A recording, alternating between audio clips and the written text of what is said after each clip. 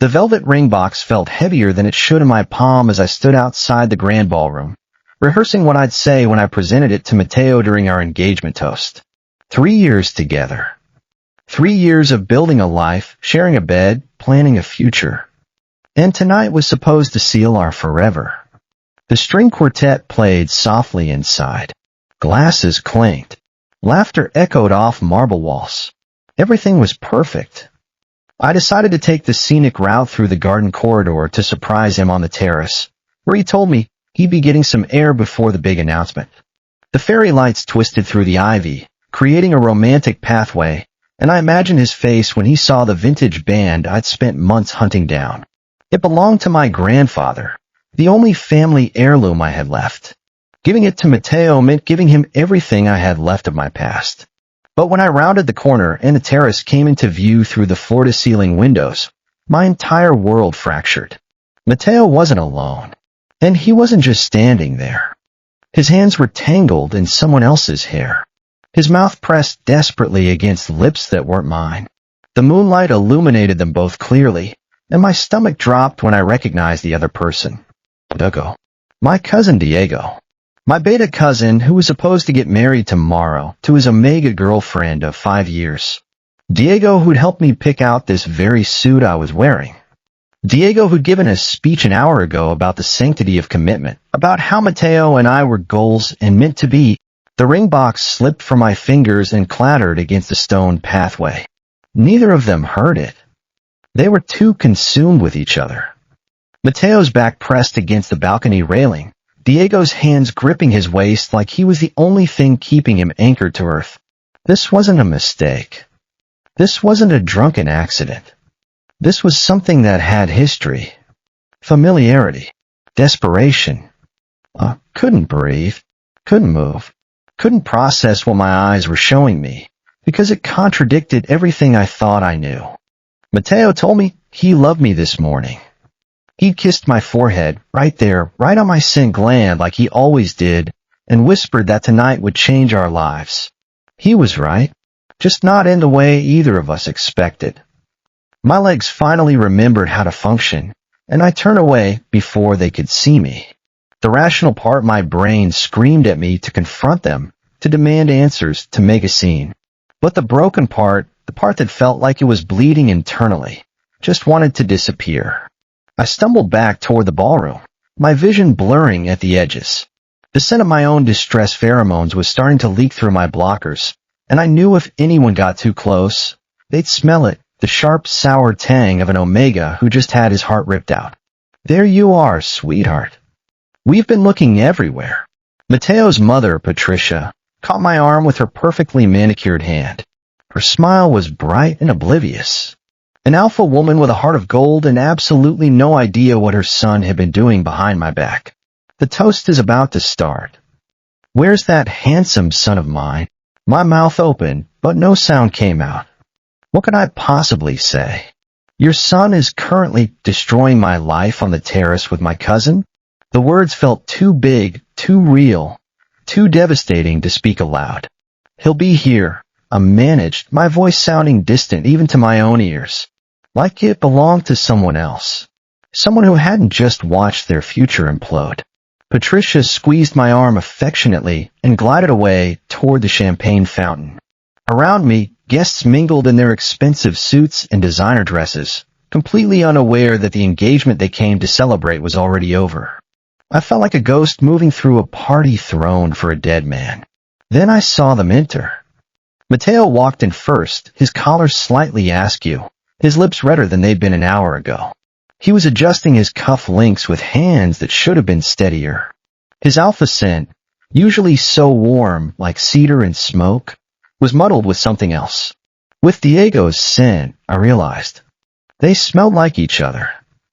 Diego followed seconds later from a different entrance, his expression carefully neutral. But I caught the way his eyes searched the room and landed on Matteo with unmistakable longing. My beta cousin. My family. He looked me in the eyes an hour ago and toasted to my happiness. How long? How long had this been happening? Were there others before Diego? Every late-night work meeting, every business trip, every time he'd been too tired for intimacy, it all suddenly took on a sinister new context. I felt sick. Mateo spotted me, and his face lit up with a smile that now seemed like a weapon. A lie made of teeth and dimples. He crossed the room in quick strides and reached for my hand. There you are. Ready for the... I yanked my hand away before his fingers could make contact. Several nearby guests noticed, their conversations faltering. I could feel eyes on us, curiosity blooming like bruised flowers. I need to talk to you. No. Privately, my voice came out harder than I intended, but I was past caring about appearances. Past caring about anything except the inferno raging behind my ribs. Can it wait? Everyone's watching, and Dad's about to give the welcome speech. You know how he gets about. I saw you, Mateo. The words dropped between us like stones into still water. His smile didn't just fade. It shattered. Color drained from his face, and his eyes widened with an emotion I recognized immediately because I'd felt it enough times in my life to know it on sight fear. Pure, undiluted, gut-churning fear. His scent turned sour acrid, the smell of an alpha caught in a trap of his own making. He opened his mouth, closed it, opened it again. Whatever excuse or denial or plea he was constructing died on his tongue. Before he could resurrect it, the sharp ping of metal against crystal silenced the room. Everyone turned toward the small stage where the microphone stood. But it wasn't Mateo's mother standing there as planned. It was his father. Mr. Alejandro Reed commanded attention without trying. At 54, he had the kind of presence that made boardrooms go quiet and competitors nervous. His salt and pepper hair was immaculately styled. His charcoal suit fit like it was painted on him, and his steel gray eyes missed absolutely nothing. As an alpha in his prime, his scent alone, rich leather and dark espresso, could fill a room without him saying a word. Those eyes were currently fixed on his son with an intensity that made even me uncomfortable. And I wasn't the target. Thank you all for joining us this evening, Alejandro began. His voice was smooth and controlled, the voice of a man who'd negotiated billion-dollar deals and never lost. But I caught the edge underneath. The rage carefully leashed. I know you're here to celebrate my son Mateo's engagement to Sebastian. Applause started, but Alejandro raised his hand, and it died immediately. However, his gaze swept the room, touching on faces I couldn't see. I have an announcement that will surprise everyone, including the couple in question. His gaze shifted to me, and something in those gray depths made my pulse spike. Not fear exactly. Something else. Something I couldn't name. After careful consideration and recent developments that have come to my attention, Mateo and Sebastian's engagement is canceled. Effective immediately. The collective gasp that swept through the room sounded like a wave crashing. I felt it rather than heard it, the shock rippling outward from Alejandro's words, slamming into every guest, every server, every hired musician. Beside me, Mateo made a strangled sound. Dad, what are you? Alejandro continued as if his son hadn't spoken. But there will be a wedding. In this house. 1 week from today. My heart stopped. Actually stopped beating for what felt like an eternity. I will be marrying Sebastian myself. The silence that followed was absolute. No one moved. No one breathed. Even the servers stood frozen with trays halfway to tables. The string quartet's violinist had her bow suspended in midair. I couldn't feel my legs. Couldn't feel my hands. Couldn't feel anything except the weight of hundreds of eyes on me and the impossible reality of what had just been said. Alejandro's gaze held mine across the room, and in that moment I saw something I couldn't quite name. It wasn't pity. It wasn't cruelty. It was something far more complex, layered with meaning I didn't have the capacity to decode while my world was imploding. Mateo grabbed my arm, his grip tight enough to hurt. He's lost his mind. Dad, you can't. Alejandro descended from the stage with measured steps, pulling his phone from his inner pocket. He tapped the screen twice and held it up. Security footage. Timestamp 20 minutes ago. The terrace. The kiss. Everything. Would you like me to play it for our guests? Alejandro's voice was soft, deadly. Or would you prefer to exit quietly? I watched the blood drain from Mateo's face as understanding crashed over him like a tidal wave. His hand fell away from my arm, and for the first time since I'd known him, through 3 years of dinners and arguments and whispered promises, he looked genuinely terrified. Not embarrassed. Not caught. Terrified. You wouldn't, Mateo whispered, but there was no conviction in his voice. Just the hollow echo of a man who knew he'd already lost. Test me. Alejandro's tone could have frozen hell itself. I built my reputation on following through with exactly what I say. I'll do it. The tension stretched so tight I thought it might snap and take all of us with it. Then Diego, who'd been trying to blend into the wallpaper near the bar, made the catastrophic decision to move toward the exit. Stay exactly where you are, Diego. Alejandro didn't even look at him, but my cousin froze mid-step like he'd hit an invisible wall. You're not dismissed. Patricia rushed forward, her earlier joy replaced with barely concealed panic. Alejandro, perhaps we should discuss this privately. Our guests came to witness a commitment. They'll witness one. Alejandro's expression didn't soften, even for his ex-wife. Just not the one they expected. He turned to me, and something in his face shifted. Not softer exactly, but warmer. Like I was seeing the man behind the mask for just a moment. Sebastian, please come with me. It wasn't really a request, despite the word please. It was a command wrapped in politeness, and my body responded before my brain could engage.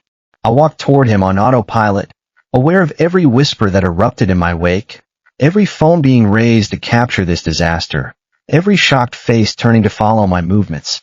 Alejandro placed a hand on my lower back, professional but unmistakably possessive, and guided me through a side door into a hallway that muffled the chaos behind us. We walked in silence, past family portraits and expensive art, past a marble statue that probably cost more than my entire apartment, until he opened a heavy oak door and ushered me into what appeared to be a private study. Floor-to-ceiling bookshelves lined 3 walls. A massive desk dominated one corner, its surface organized with military precision. The 4th wall was entirely glass, overlooking the garden where fairy lights still twinkled like nothing had changed. Like my entire existence hadn't just been rewritten without my permission. Alejandro closed the door and leaned against it. And for the first time since his announcement, he looked human. Tired. The mask of control slipped just enough for me to see the man underneath the armor. Before you say anything, he started, his voice losing some of its earlier steel, I know what I just did was insane. Insane doesn't begin to cover it. I found my voice finally, and it came out sharper than I intended. The sharpness of an Omega who'd spent his whole life being told to be soft, to be sweet, to smile. You just told a room full of people that you're marrying your son's ex-fiancé. Do you understand how that sounds?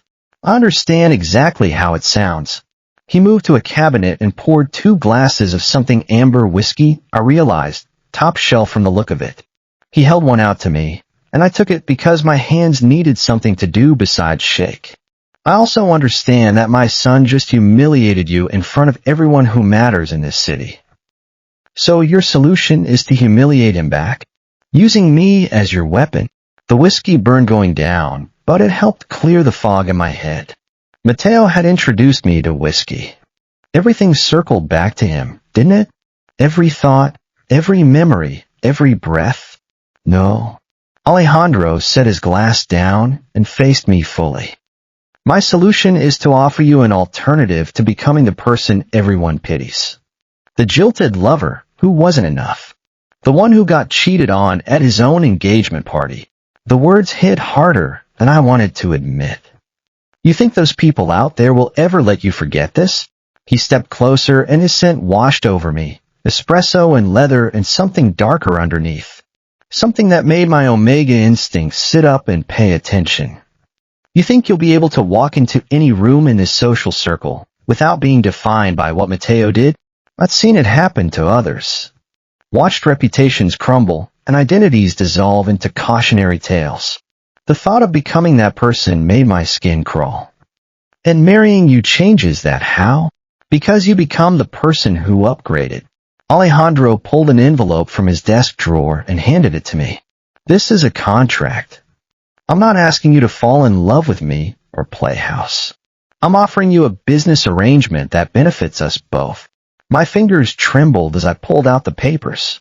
Legal jargon filled the pages, but certain phrases jumped out. Financial security. Separate residences within shared property. Public appearances as needed. Termination clause after 1 year with full settlement. You planned this. I looked up at him, trying to read his expression. You had this contract ready. I've been watching my son self-destruct for months. Alejandro's jaw tightened. I knew something like this would happen eventually. I didn't know when or how, but I knew Mateo wasn't capable of the commitment he promised you. So yes, I prepared for contingencies. Why me? Why not just let your son face the consequences alone? He was quiet for a long moment, studying me with those piercing gray eyes that seemed to see through every defense I'd ever built. Because you quit your job for him. You moved from Seattle to be with him here. You cut ties with friends who warned you he wasn't ready for this level of commitment. You invested everything into a future with someone who didn't deserve that investment. He stepped closer, and I could smell his cologne now. Something expensive and understated, with notes of sandalwood and bergamot. Because I've watched you at family dinners. Being kind to staff. Asking genuine questions about people's lives. Making my pretentious relatives actually laugh. His voice dropped. Because when my mother was sick last year, you were the only one who visited her in the hospital. Besides me, I've forgotten about that. Mrs. Reed Sr. had been this formidable Omega woman who'd scared everyone except me. We bonded over crossword puzzles and terrible hospital coffee. She talked about you constantly after that. Something cracked in Alejandro's voice, something raw and real. Said you reminded her of my father. Kind without weakness. Strong without cruelty. She died thinking you'd be her grandson-in-law, and I had to lie to her because I knew what Mateo was doing. You knew. About him and Diego. I suspected. I hired an investigator 3 months ago. The report confirmed it last week. He picked up his whiskey and drained it. I was planning to confront them after tonight. But then I saw them on the security feed, and I realized this was my chance to do something right. To protect someone who actually deserved protection. The contract suddenly felt heavier in my hands. This wasn't just about revenge or appearances. This was about a father trying to salvage something good from his son's wreckage. What do you get out of this? I asked. Really? Beyond punishing Mateo? Alejandro met my eyes, and what I saw there made my breath catch. Loneliness. Bone-deep, soul-crushing loneliness. Honestly, he laughed, but it sounded hollow. Company. Someone at the dinner table who doesn't want something from me. Someone who might actually care if I came home at the end of the day. He turned away, running a hand through his hair. Pathetic, isn't it? One of the wealthiest alphas in the state, and I'm lonely enough to bribe someone into keeping me company. It's not pathetic. I heard myself say. It's human. We stood there in silence, the weight of the decision hanging between us like fog. Outside, the party had dissolved into chaos. I could hear raised voices, slamming doors, the rev of engines as guests fled the scandal. My phone was buzzing non-stop in my pocket, probably everyone I'd ever known demanding explanations I didn't have. I looked at the contract again. 1 year. Financial security. A chance to rebuild my life on my own terms instead of as Mateo's victim. And maybe, possibly, the opportunity to help someone else who was just as broken as I felt. Where do I sign? The courthouse ceremony took 17 minutes. I know because I counted every second, watching the clock on the wall behind the judge's head as she droned through standard vows that felt anything but standard. Alejandro's voice remained steady throughout. His hand was warm and solid when he slipped the platinum band onto my finger. A simple band, elegant and understated, nothing like the elaborate ring Mateo had promised me. My own hand shook so badly, he had to steady it with his other palm. You may kiss to seal the union. Alejandro leaned in, and I caught the briefest hesitation in his eyes, a silent question. Are you sure? I gave the smallest nod. His lips brushed mine for exactly 2 seconds. Professional. Respectful. Nothing like the passionate kisses I'd imagined for my wedding day. But then again, nothing about this resembled any fantasy I'd ever had. Congratulations, the judge said with a smile that didn't reach her eyes. She'd probably seen enough unusual marriages in this courthouse to recognize ours for what it was. The witnesses were Alejandro's lawyer and his assistant, a beta woman with kind eyes and an unreadable expression. No family. No friends. No one who would ask questions we didn't want to answer. The press release would go out tomorrow, carefully worded by Alejandro's PR team to make this seem like a natural progression, rather than the spectacular implosion it actually was. Ready? Alejandro asked as we walked toward his car. His hand hovered near my lower back but didn't touch, giving me space, I realized, letting me set the pace. I wasn't sure if he meant ready for the drive home or ready for the entire next year of our lives. Ready, I lied. The house looked different arriving as a spouse rather than a guest. I'd been here dozens of times for family dinners and holiday parties, always as Mateo's Omega, always temporary. Now the security guard waved us through with a respectful nod, and the gates closed behind us with a finality that made my chest tight. Your belongings were moved to the east wing, Alejandro said as we entered the foyer. The chandelier overhead cast prismatic patterns across marble floors that probably cost more than my childhood home. I had the interior designer come in last week to update the room based on the preferences you mentioned once at dinner. I hope she got it right. I stared at him. You remember a conversation about interior design from months ago? I remember everything you've said. He set his keys in a crystal dish by the door, his movements unhurried. You prefer warm colors over cool ones. Natural light over artificial. You hate minimalism because you think it feels sterile. You collect vinyl records even though streaming is easier. You take your coffee black in the morning but with cream in the afternoon. He looked at me then, and something flickered across his face. Should I continue? It was simultaneously flattering and unsettling to be so thoroughly observed. You're telling me you've been paying attention this whole time? Someone had to. The bitterness in his voice was subtle but unmistakable. My son certainly wasn't. He led me upstairs, down a hallway I'd never explored before. The east wing was quieter than the main house, more private. He opened double doors to reveal a space that stole my breath. The walls were painted a deep sage green, calming and warm. Wide windows overlooked the garden where fairy lights still twinkled, where Mateo had kissed Diego less than a week ago. I pushed that thought away. A king-size bed with a wrought iron headboard dominated one wall, covered in layers of cream and rust-colored bedding that looked incredibly soft. Bookshelves lined another wall, already filled with volumes that made my heart skip. First editions of my favorite authors. The complete works of poets I'd mentioned loving in passing. A vintage record player sat in the corner with a collection of jazz and blues albums. The West Wing is mine, Alejandro said from the doorway. There's a bathroom through that door, fully stocked with everything you should need. If anything's missing, just let Marcus know. He's the house manager. This is too much. I turned to face him, overwhelmed by the care evident in every detail. You didn't have to do all this. Yes, I did.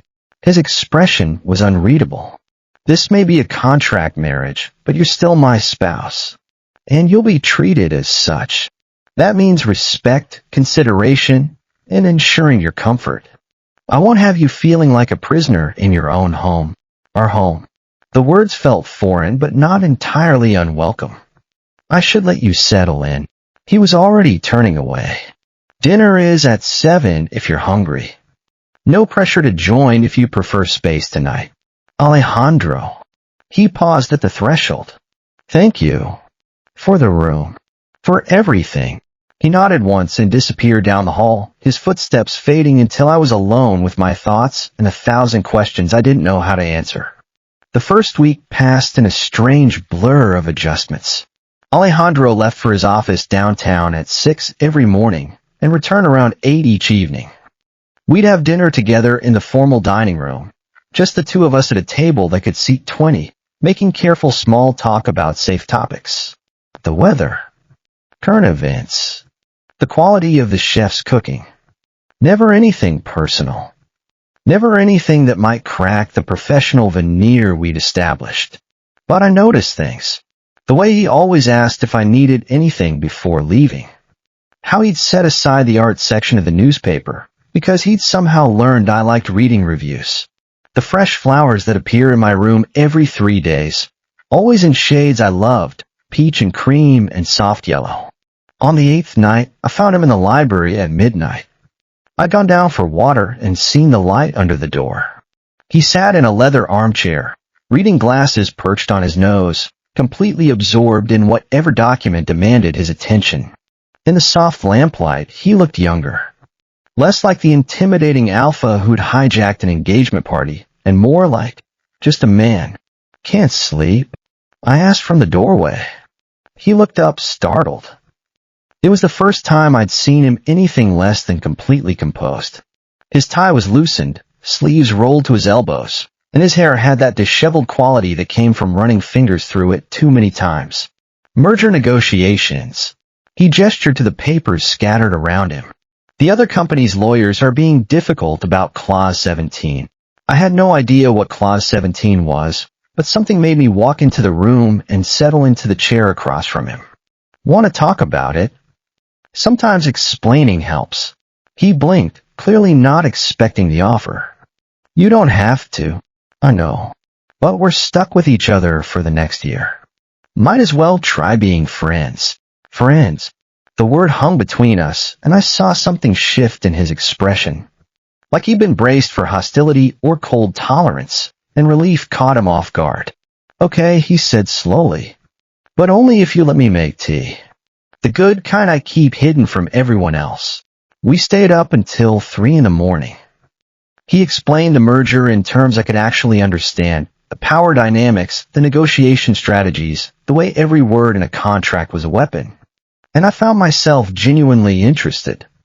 Not just in the business, but in him. In the way his eyes lit up when he talked about strategy. In the rare smile that softened his features when I asked a smart question. In return, I told him about the art therapy program I'd been researching. Something I wanted to start once I figured out my next career move. I'd had the idea for years, a space where omegas who'd experienced trauma could heal through creative expression, but I'd never had the resources or the courage to pursue it. "You should do it," Alejandro said with conviction. "You have the background in counseling, the passion for helping people, and the creative instinct. Why hesitate? Money, resources." Not knowing where to start, I curled deeper into the chair, the tea warming my hands. It feels like a pipe dream. Dreams stop being dreams when you have the means to make them real. He pulled out his phone and typed something. "My assistant will call you tomorrow. I know several people who fund therapeutic arts programs. Let me make some introductions. You don't have to do that." "I want to." He met my eyes over his reading glasses. "You gave up a lot when you moved here for Mateo. Let me help you build something that's entirely yours." The sincerity in his voice made my throat tight. This wasn't obligation or contractual duty. This was genuine support from someone who barely knew me, but was choosing to see my potential anyway. "Can I ask you something personal?" The words came out before I could stop them. "You can ask. I reserve the right not to answer. Why are you really doing this? Not just the marriage, but all of it. The room, the books, helping with my career. What are you getting out of this? Besides punishing your son?" Alejandro was quiet for so long I thought he wouldn't answer. Then he removed his glasses and rubbed his eyes, suddenly looking every one of his 54 years. "When my father died, he left me everything.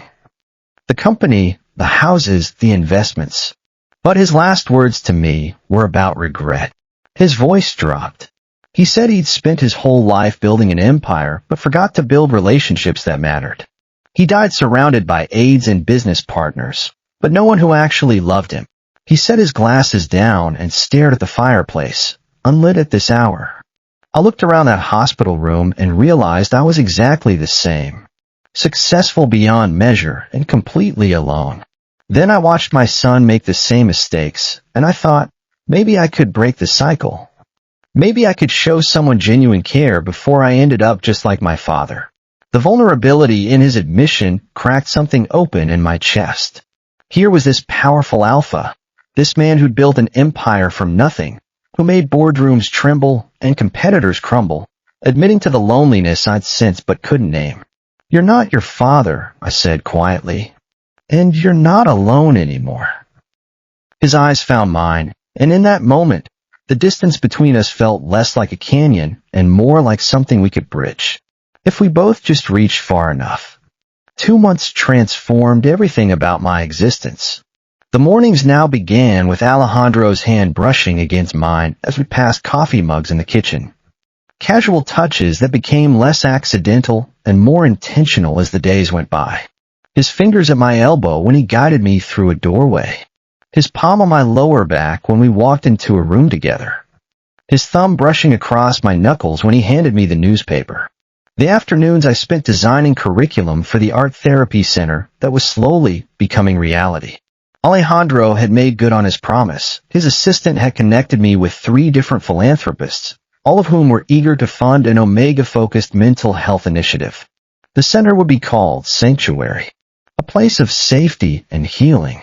The evenings belonged to us both. Sharing meals where conversation flowed easier than wine, discussing everything from his latest acquisition deal to my theories about color psychology and healing trauma. Some nights, we'd retreat to the library after dinner and read side by side in companionable silence. Other nights, he'd play piano, a skill I hadn't known he possessed, and I'd sit on the couch, letting the music wash over me. I was sketching floor plans for Sanctuary in the sunroom when Marcus appeared in the doorway, his usual composed expression slightly strained. "Mr. Sebastian? There's someone at the gate requesting entry." My pencil stilled. Marcus never interrupted me without reason. "Mr. Mateo. He insists it's urgent that he speak with you." 2 months of carefully constructed peace. 2 months of learning how to breathe without the weight of betrayal crushing my lungs. And now this.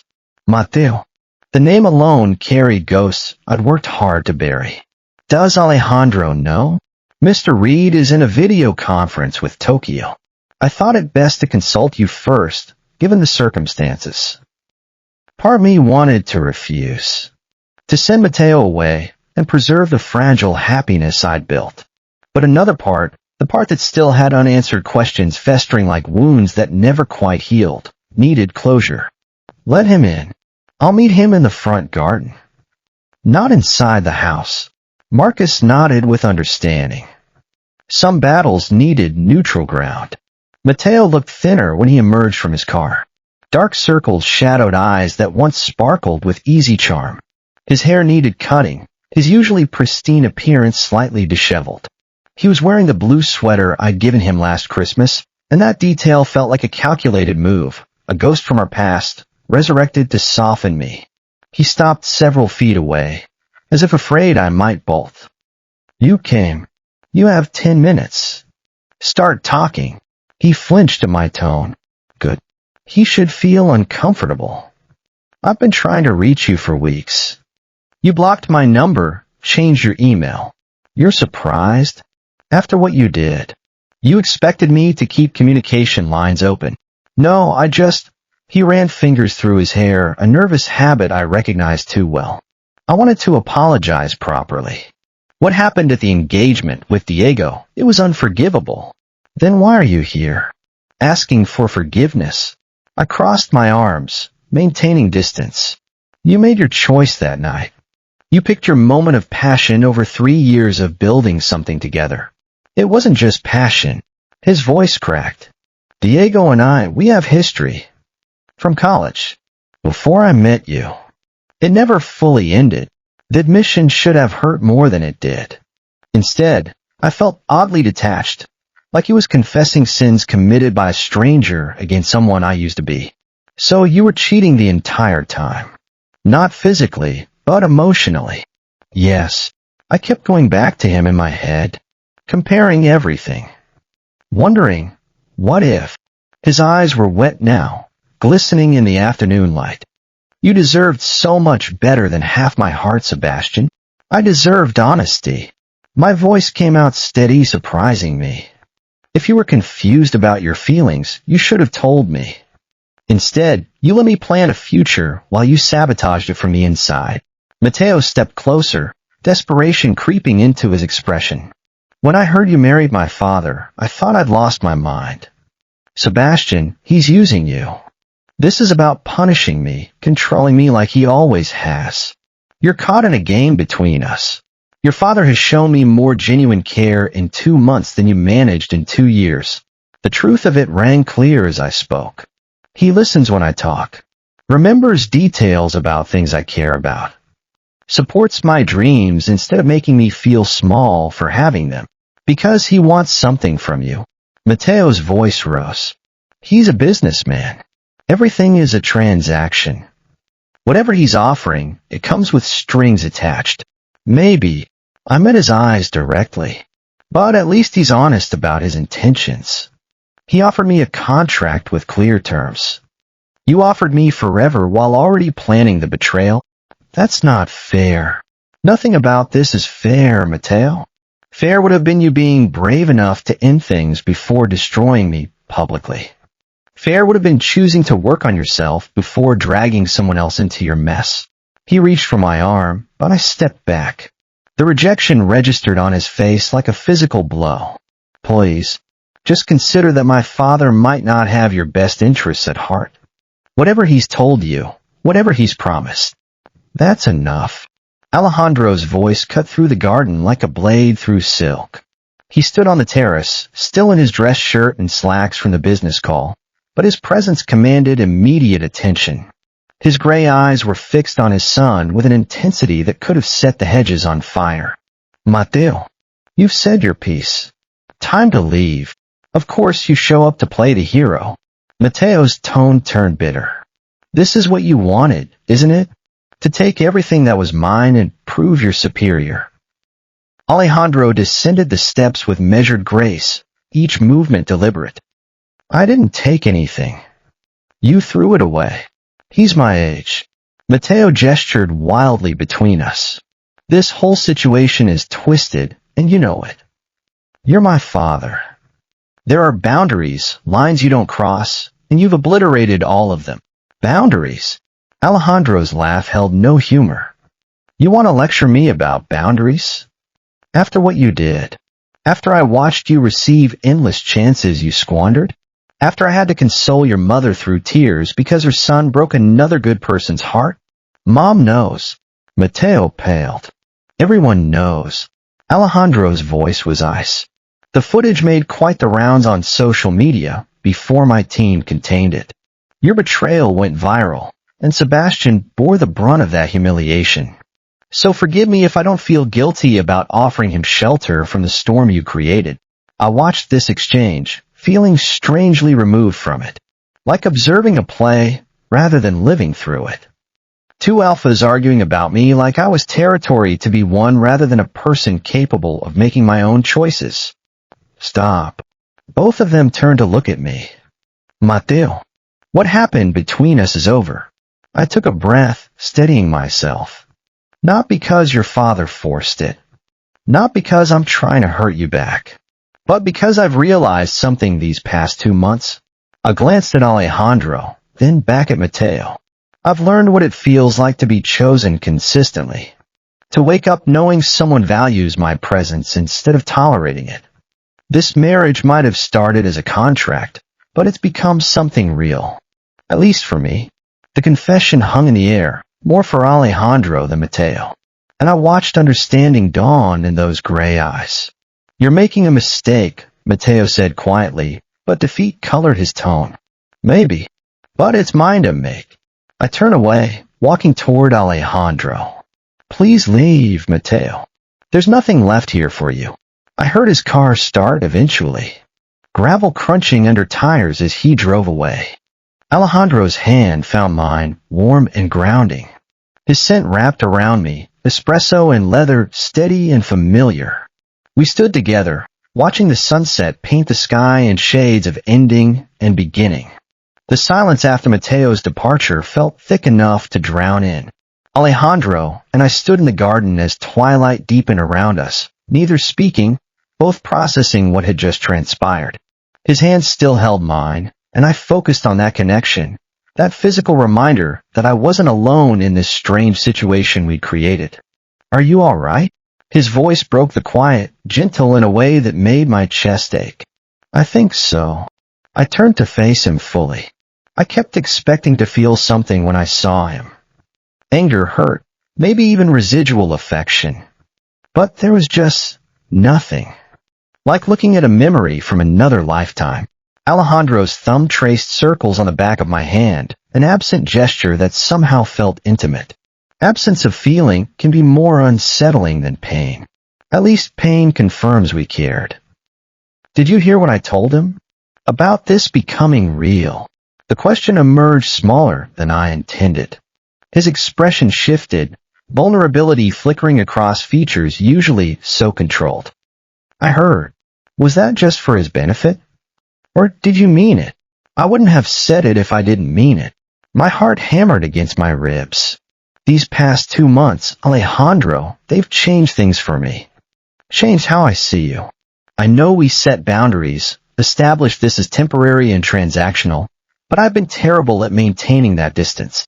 "Sebastian, let me finish." I squeezed his hand. "Every morning when you leave that newspaper section for me, every time you ask about my day and actually listen to the answer, the way you've connected me with people who can help build sanctuary. How you never push, but you're always there when I need someone." I took a breath. It's made me feel valued in ways I didn't even know I was starving for. Alejandro pulled me closer, his free hand coming up to cup my face with heartbreaking tenderness. "You think I haven't been breaking my own rules?" His voice was rough, barely above a whisper. "I told myself this was about protecting you, giving you resources to rebuild. But somewhere between those late-night conversations and watching you transform the East Wing into something that feels like home, I crossed lines I swore I wouldn't." "What lines?"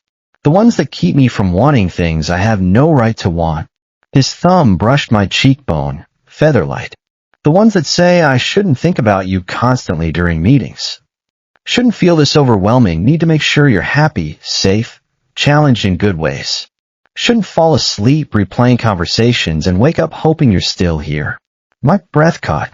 "That sounds like I'm falling for you, Sebastian." He closed his eyes briefly, as if gathering strength. "Maybe I have been since the engagement party, when I saw you standing there, broken and still somehow dignified. Or maybe it's been longer. Watching you at family dinners, being genuine when everyone else wore masks." He opened his eyes, and the raw emotion there stole my breath. "I don't know when it started. I just know I can't pretend anymore." The world narrowed to the space between us, to his words hanging in the air like an offering. Every rational thought screamed about complications and power dynamics and contracts.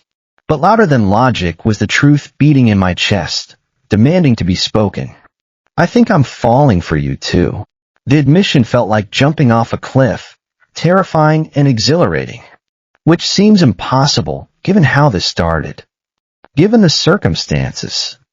But somewhere between the contract and sanctuary, you become the person I look for when something good happens. The one I want to tell about small victories and stupid observations. I reached up, covering his hand with mine. "You make me feel seen in ways I didn't realize I'd been invisible." Alejandro's eyes searched mine, looking for doubt or hesitation. Whatever he found must have satisfied him, because he leaned in slowly, giving me every opportunity to pull away. I didn't. Our lips met with a tenderness that contradicted the intensity building between us. This wasn't the brief courthouse kiss or polite affection for appearances. This was real, deliberate, full of promise and possibility. When we finally separated, both slightly breathless, he rested his forehead against mine. "I have no idea how to do this," he admitted. "How to transition from a contractual arrangement to whatever this is becoming. Neither do I."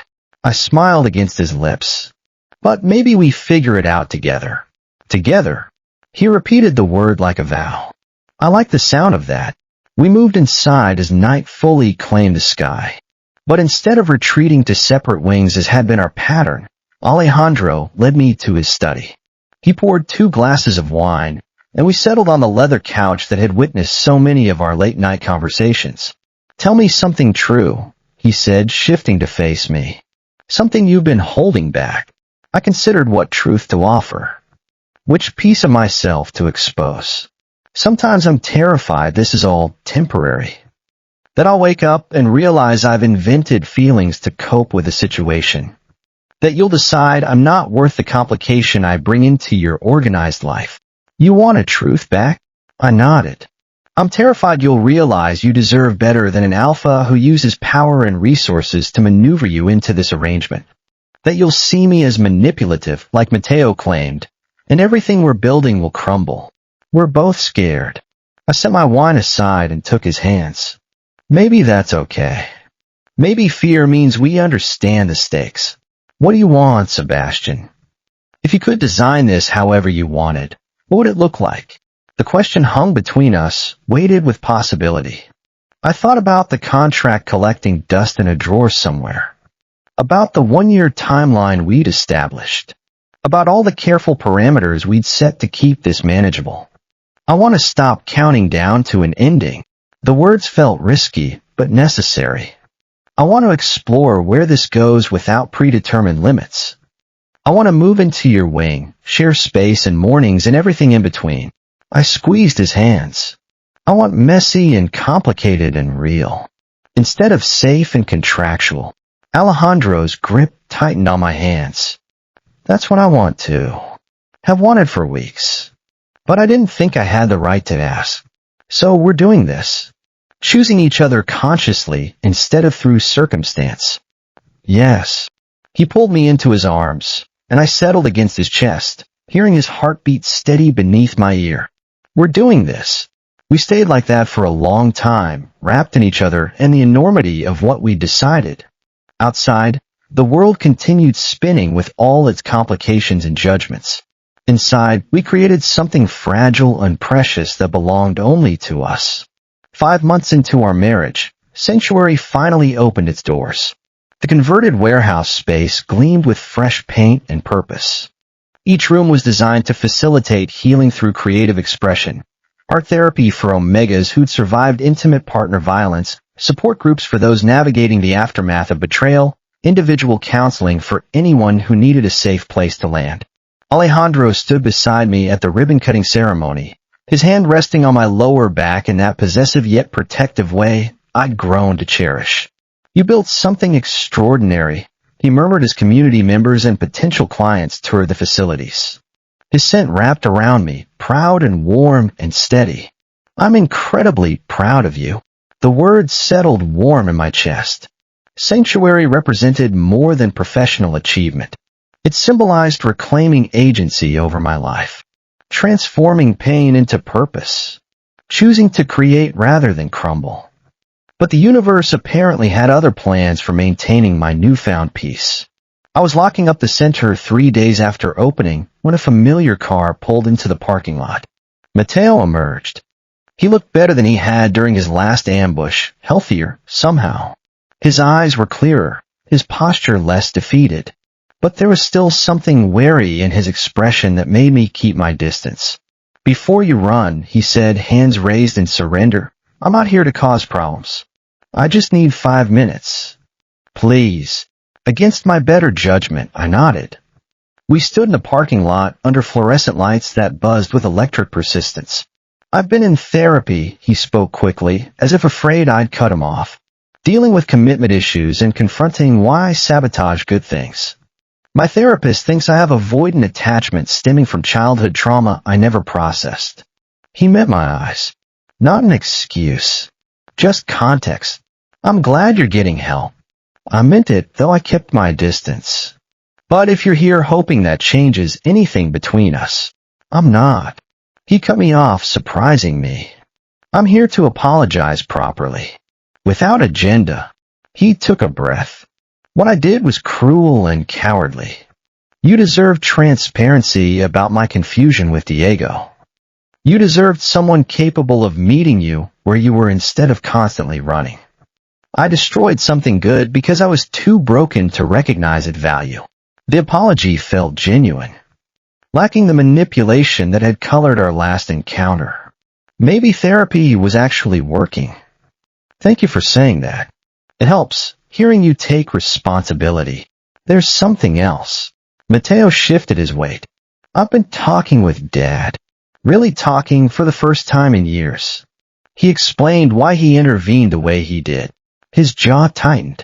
I was angry at first. Felt like he'd stolen something. But he pointed out that I'd already thrown you away.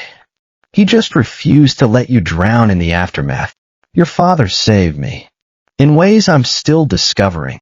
The truth of it resonated in my bones. Not just financially or socially. He saw me when I felt invisible. He loves you. Mateo's words lacked jealousy. They were just stated. Factual. I've never seen him look at anyone the way he looks at you. Like you're the answer to questions he didn't know how to ask. Something about receiving this observation from Mateo felt like closure clicking into place. The alpha who'd broken me was acknowledging the alpha who'd helped me rebuild. I love him too. Saying it aloud to Mateo felt significant. Like officially releasing the past. It started as gratitude and proximity, but it became something real. Something I want to protect and nurture. Then I'm happy for you both. Mateo smiled, and this time it almost reached his eyes. Diego and I are trying to work things out properly. This time, no secrets, no sneaking around. Actually dealing with our issues before attempting a relationship. Good luck with that. Seriously, we parted without animosity. I drove home feeling lighter than I had in months. The conversation had provided something I hadn't realized I needed, Mateo's blessing to move forward without guilt. Alejandro was waiting when I arrived. Anxiety was evident in the way he paced the foyer, his sense sharp with worry. Marcus must have told him about Mateo's visit. Marcus said Mateo was at the center. He closed the distance between us in 3 quick strides. Are you okay? Did he upset you? Come here. I pulled him into an embrace, feeling his tension gradually ease. His arms wrapped around me, and I breathed him in espresso and leather and home. I'm fine. Better than fine, actually. I pulled back to meet his eyes. He apologized. We had closure. It's really over now. Just like that. Just like that. I cupped his face in my hands. Because there's nothing left to resolve. My future isn't about him anymore. Alejandro studied my face, searching for cracks in my composure. What is your future about? The question felt weighted with more than casual curiosity. I've been thinking about this for weeks. Waiting for the right moment. Apparently, the universe was providing it. I want to talk about the contract. His expression immediately shuddered, bracing for rejection. Wait, let me explain. I grabbed his hands, needing the connection. I want to nullify it completely. You want a divorce? The words emerged flat, emotionless. I saw the hurt flash across his features before he could mask it. No. God, no. I squeezed his hands. I want the opposite. I want to destroy that contract and build something without expiration dates or termination clauses. I took a breath, steadying myself. I want to marry you again. Properly this time. Not because of circumstance or protection, but because I choose you. Because you've chosen me. Because what we have deserves a foundation built on love instead of legal obligations. The transformation in his expression was breathtaking. Walls crumbled, revealing raw emotion he usually kept carefully contained. You're certain? His voice cracked. Because once we cross this line, there's no pretending it's temporary. No safety net of predetermined endings. I've never been more certain of anything. I brought his hands to my lips, kissing his knuckles. You've become my home, Alejandro. Not this house or the security you provide you. The alpha who knows how I take my coffee at different times of day. Who leaves thoughtful notes when he travels. who believes in my dreams even when I doubt them. I met his eyes. You make me want to be brave enough for real vulnerability. Tears gathered in his eyes. This powerful, composed alpha brought to the edge of tears by my words. I never imagined feeling this way again, he admitted. Thought I'd missed my chance at genuine connection. Then you walked into my life through the worst circumstances and somehow became the best thing that's ever happened to me. So is that a yes? Will you marry me again? For real this time? He laughed through tears, pulling me close enough that I could feel his heartbeat matching mine. Yes.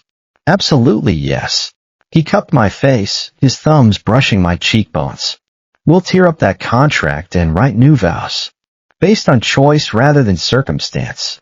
Based on knowing exactly who we are together and wanting more of it. We stood in the foyer, holding each other as evening light faded through the windows. Making promises that had nothing to do with lawyers or arrangements. This was about two people who'd found each other in wreckage and decided to build something beautiful from the debris. I love you. Alejandro whispered it against my hair like a secret, like something precious he'd been hoarding. Not despite how this started, but because of who you've been throughout. Patient with my walls. Genuine when others perform. Brave enough to trust again after being shattered. I love you too. The words felt simultaneously enormous and simple. My past with Mateo brought me here, but you're my present and future. You're what I choose when all the noise falls away. We renewed our vows 1 month later. In the garden where we'd first confronted Mateo together. Where we'd stood watching the sunset after his departure. Where we'd admitted we were falling for each other. Small ceremony. Only people who genuinely mattered. Marcus stood as witness, his stoic face softened by something that looked suspiciously like tears. Patricia came, hesitant at first, then warming when she saw how Alejandro looked at me, how I looked at him. She'd lost a son-in-law but gained something else, something she hadn't expected. Diego wasn't there. That wound was still healing. But Mateo sent a message, brief and awkward and somehow perfect. I'm glad you're happy. You deserve it. The officiant was a close friend of Alejandro's, a beta woman with kind eyes and a voice like honey. No contracts. No contingencies. No expiration dates. Just promises made freely between two people who'd learned that sometimes the most unexpected beginnings lead to the most extraordinary endings. I take you, Sebastian, Alejandro said, his gray eyes bright with emotion. Not because I have to, but because every day I get to choose you. And I will keep choosing you, through mergers and quiet evenings, through every version of ourselves we haven't met yet. I took his hands in mine, feeling the weight of the moment settle over us like a blessing. I take you, Alejandro. Not because you saved me, but because you saw me. Because you made me believe I was worth more than the betrayal that broke me. Because you've shown me that love isn't about grand gestures. It's about showing up every day and choosing to stay. His breath caught. Sage green walls and vintage records and coffee with cream in the afternoon. That's what love looks like to me now. And I want that for the rest of my life. The garden was quiet around us. The fairy lights twinkled overhead, the same lights that had witnessed my worst moment now illuminating my best one. Then let's stop counting down to endings, Alejandro murmured, leaning his forehead against mine, and start counting forward to everything we haven't built yet. We kissed as the sun set behind us. Not a contract signing. Not a performance for an audience. Just two people. An alpha who'd been lonely longer than he'd admit, and an omega who thought he'd never trust again, choosing each other. No safety nets. No escape clauses. Just love, in all its messy, complicated, terrifying glory. And it was enough. It was more than enough. It was everything.